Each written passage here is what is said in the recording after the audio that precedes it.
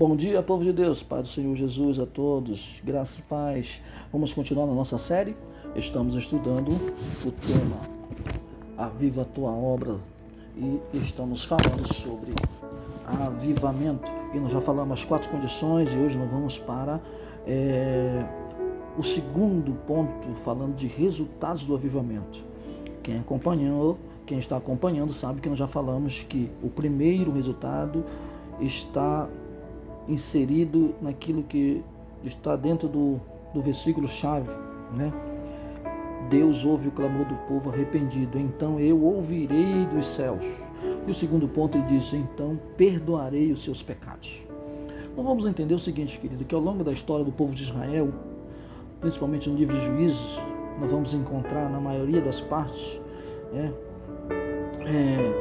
e na maior parte dos profetas, percebemos que aquele povo, não obstante ter sido escolhido por Deus, povo de Israel, que foi um povo abençoado por ele de forma jamais vista em qualquer outro povo, um povo que viu os sinais, os prodígios, as maravilhas operadas pelo Senhor no Egito, na libertação com Moisés na frente, nos 40 anos no deserto, abrasador, onde eles viram o Senhor fazer jorrar água da rocha, enviar pão dos céus e tantas outras maravilhas na entrada na terra de Canaã, na tomada das nações de forma milagrosa, e ainda mais assim,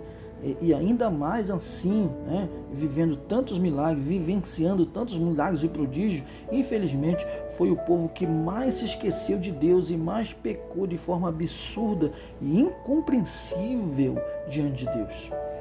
Nós vamos observar o seguinte, querido, que diante disso, sempre que Israel experimentava períodos diversos de pecaminosidade, afronta ao Senhor, Jeová, e voltava-se a outros deuses, sofria as consequências da sua desobediência. Depois da morte de Moisés, nós vamos observar que o Senhor designou a Josué a liderança do povo, para que o povo pudesse entrar na terra prometida. Josué, orientado por Deus, conquistou a grande cidade de Jericó, sem lançar mão a uma flecha sequer, apenas obedecendo à vontade de Deus, e Deus lhe dando estratégia para derrubar os muros, e assim eles conquistarem a terra. Nós vamos observar isso em Josué capítulo 6. Logo depois o povo foi derrotado por um habitante de uma pequena cidade chamada Ai. Até o nome dessa cidade era pequeno. Porém, por causa do pecado de um só homem, chamado Acã, Israel sofreu uma derrota humilhante. Nós vamos encontrar isso no capítulo 7. Somente após a condenação e morte do transgressor de Acã, o Senhor deu vitória ao seu povo. Depois da morte de Josué, o povo de Israel ficou sem liderança. Levantou-se uma outra geração que a Bíblia diz que este povo, essa nova geração, não conhecia o Senhor. Então fizeram os filhos de Israel o que parecia mal aos olhos do Senhor, e serviram aos deuses, aos Baalins. Durante 400 anos o povo de Israel alternou período de pecaminosidade, sofrimento, derrota e destruições, e períodos de arrependimento, humilhação, confissão dos pecados e busca pela misericórdia de Deus. Foram dons e juízos usados pelo Senhor para cuidar da volta deste povo para Deus. E sempre que o povo voltava, ele voltava a pecar, e Deus permitia outro povo subjugá-lo. Ele perdoava os seus pecados e mandava períodos mais ou menos longos de avivamentos espirituais. E o povo vivia nesse período, melhor dizendo, de pecava, vivia um período de sofrimento, se arrependia, Deus mandava um libertador, e eles viviam num período de avivamento espiritual. Mas sempre que o povo peca e o povo se arrepende, Deus perdoa. A misericórdia de Deus é tremenda, que mesmo a gente vacilando, mesmo a gente pecando, mesmo nós